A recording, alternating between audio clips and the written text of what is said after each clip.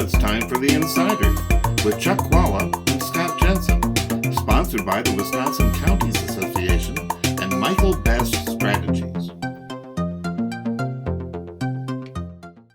Hi, I'm Scott Jensen, former Assembly Speaker. And I'm Chuck Chvala, former Senate Majority Leader. And we're the Insiders. So Chuck, taking a look back at the year, who are the winners of 2022 in Wisconsin politics? Well, I think definitely you'd have to say Governor Evers. He picked up about 2.5% over his victory from last time. Huge winner in the election. Obviously, I think being the good guy and person that people respect really played off well for him. I think that on the winner side, on the Republican side, clearly you'd have to say Ron Johnson, who seems to be a cat with 9 lives or at least 3 lives. I think most people would, even Republicans out in DC, don't like him, but he manages to survive. And you certainly have to give him a win.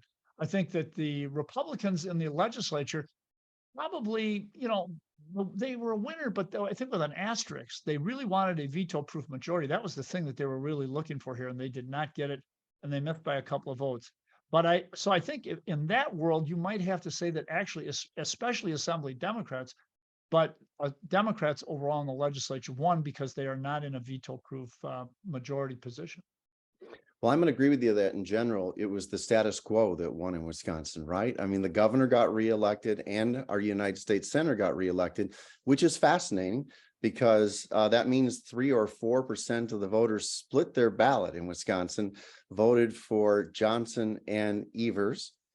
Fascinating logic by those 3 or 4% of the people who settled the debate in Wisconsin, right? Because other than that, you look at the other statewide races, it was essentially a dead heat. I would say that the Republicans, obviously, the Republican legislative leaders won. Devin LeMahieu, in his first crack at being the Senate Majority Leader headed into an election, was able to actually pick up a supermajority and almost pick up an additional seat. And Speaker Voss, once again, was able to expand his majority in both houses, but perhaps even more important than that, he survived his primary with Donald Trump just pounding the heck out of him in that election. And so that was the big win for, I think, for Speaker Voss for this year. So those are, I think, we agree on the winners of this year. So who do you put down as a loser in politics in Wisconsin in 2022? Well, definitely, you'd have to look at Mandela Barnes, who was a rising star in the party and clearly had just too much baggage to overcome the problems. And given where Governor Evers was running, you would think should have been able to do better. And clearly, that was a really failed opportunity. Democrats are shaking their head about how Ron Johnson is still in. And I think we have to say that at least a good chunk of that has to do with the baggage of Mandela Barnes. So definitely a huge loss there. But I think the other thing you have to look at, because it is such an overwhelming thing in the country, is another loser was Donald Trump. He was not able to pull his guy through against Robin Voss. I give Robin Voss credit. He made sure he got down and got into his district. He had lobbies. He had everybody out there working, doing doors in his district. Had Trump supporters realized the opportunity there, I think they could have put some money in, which they didn't do much of, which could have actually carried the day there. But I think Robin Voss smartly paid attention to his district and won. I think the question is Trumpism dead in Wisconsin? We're going to find out. I don't think it is. Even though Trump never won our primary, he did lose when he first was running for president.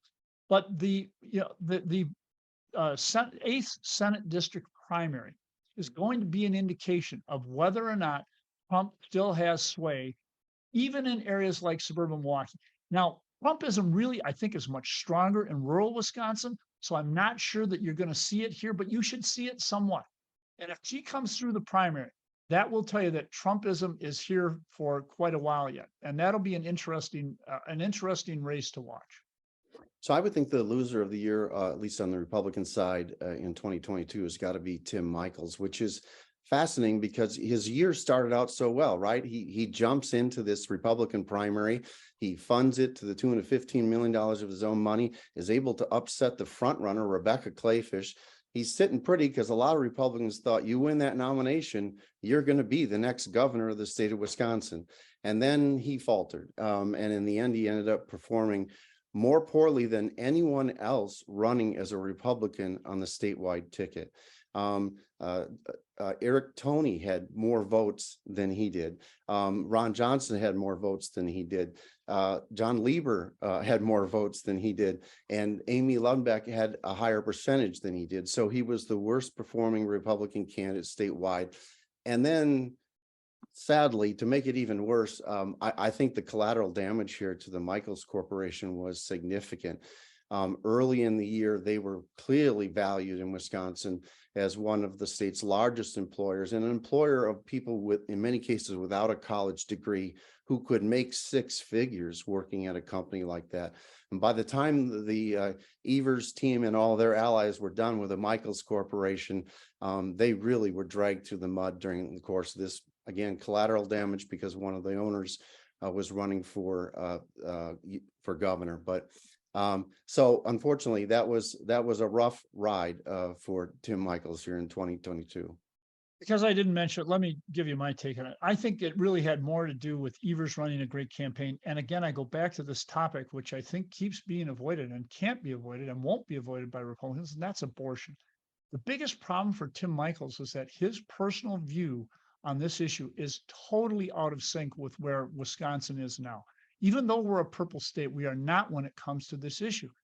People in the state believe strongly that when children are facing abortion, they should have the opportunity. When there's rape and incest issues out there, that definitely has to be addressed. And overall, people are realizing, I think, much more after this. One thing that was good, we had a debate in this state about this issue, and people came down on the side of saying, let's leave this with women. This is complicated. Government shouldn't be stepping in here. And Michael's personal view is, he said, the 1849 law reflected exactly what he felt. Other than that, I don't think that there were as many missteps by Michael as a lot of people would say, but I think because that issue intersected with his position, and I think it's a cautionary tale for Republicans moving forward on this issue. All right.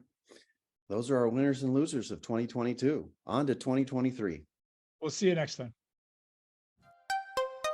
You've been listening to The Insiders with Chuck Chvala and Scott Jensen, sponsored by the Wisconsin Counties Association and Michael Best Strategy.